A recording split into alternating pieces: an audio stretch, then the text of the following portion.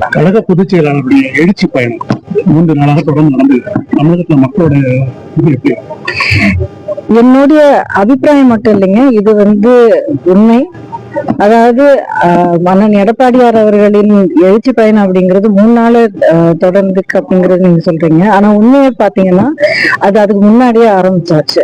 அண்ணனுடைய பேச்சு மட்டும் இல்ல, அவர் ஒவ்வொரு மேடையிலையும் ஒவ்வொரு கட்டத்திலையும் அவருக்கு குரல் கொடுத்துட்டு இருக்கிற விஷயம், அவர் சொல்லிட்டு இருக்கிற விதம், அவர் உபயோகிக்கிற அந்த வார்த்தைகள், அது அடிச்சு எப்படியே இருக்கிற பிரச்சனையில இருக்கிற அந்த ஒரு சூழ்நிலையில அடிப்படை உண்மைய எப்படி விளக்கி சொல்லி அதுல இருக்கிற ஒரு இம்பாக்ட் எப்படி கிரியேட் பண்றது அப்படிங்கறது அவர் ரொம்ப நாளா பண்ணிட்டு இருக்காரு.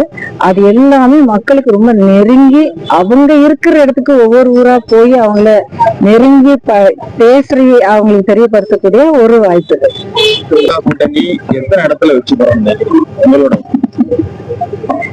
அத்தனை இடங்களில் 234 தொகுதிகளில் வெற்றிக்கான ஒரு எய்ம் இருக்கும், அதுக்கான முயற்சி இருக்கும். கண்டிப்பாக மெஜாரிட்டி இடங்கள்ல ஒரு கிளீனான கம்ஃபர்டபுளான மெஜாரிட்டியில கண்டிப்பா திமுக ஆட்சி காலத்துல சம்பவங்களை திரைப்பிரபலங்கள் பெருசாகிறாங்க அப்படிங்கிற விஷயம். திமுக ஆட்சி காலத்துல அதே சம்பவங்கள் நடந்த பட்சத்துல அதை பெருசா பேச மாட்டாங்க அப்படின்னு. பெருசா பேசலையா இல்ல பேசவே இல்லையா? பேசவே இல்லை அப்படிங்கிற ஒரு குற்றச்சாட்டு இருக்காரு. இது குற்றச்சாட்டா உண்மையா? உண்மைதான். சோ குற்றச்சாட்டுனா ஒரு அலிகேஷன் மட்டும் இருக்காது இல்லைங்களா?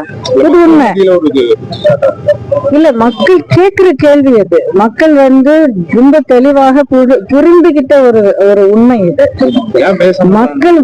மக்கள் மனசுல இது நல்ல ஆழமா பதிஞ்சிச்சு. அதாவதுங்க, எல்லா விஷயத்திலும் இப்போ இதுக்கு மேல பொய் அப்படிங்கறது யாராலுமே தாங்க முடியாது. பொதுமக்கள் எந்த இடத்துல, எந்த ஊர்ல, எந்த கிராமத்துல இருந்தாலும் இந்த கடந்த 4 ஆண்டு காலத்துல நொறுங்கி போயிருக்காங்க. இது நான் மிகப்படுத்தி சொல்லல.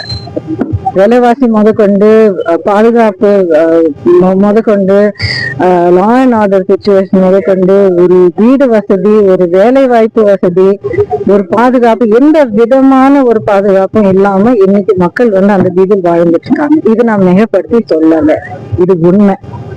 இப்படி இருக்கிற நிலைமையில மக்களை பாதுகாக்க வேண்டிய கடமை அரசியல் தலைவர், அதுவும் முதலமைச்சராக வெற்றிகரமாக தமிழ்நாட்டு மக்களுக்கு 4 ஆண்டு காலம் இவ்வளவு அருமையான ஒரு ஆட்சி பாதுகாப்பு கொடுத்த அண்ணன் எடப்பாடியார் அவர்களை கண்டிப்பா முடியும்.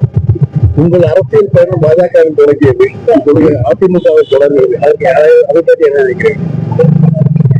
எதற்காக அப்படிங்கிறது நான் எதுவுமே மறைமுகமா நான் பண்ணல. ஒவ்வொரு ஸ்டெப்பும் நான் எடுக்கும்போது நான் வெளிப்படையா மக்கள் எல்லார்கிட்டையும் நான் பகிர்ந்துகிட்டு தான் நான் பண்ணிட்டு இருக்கேன்.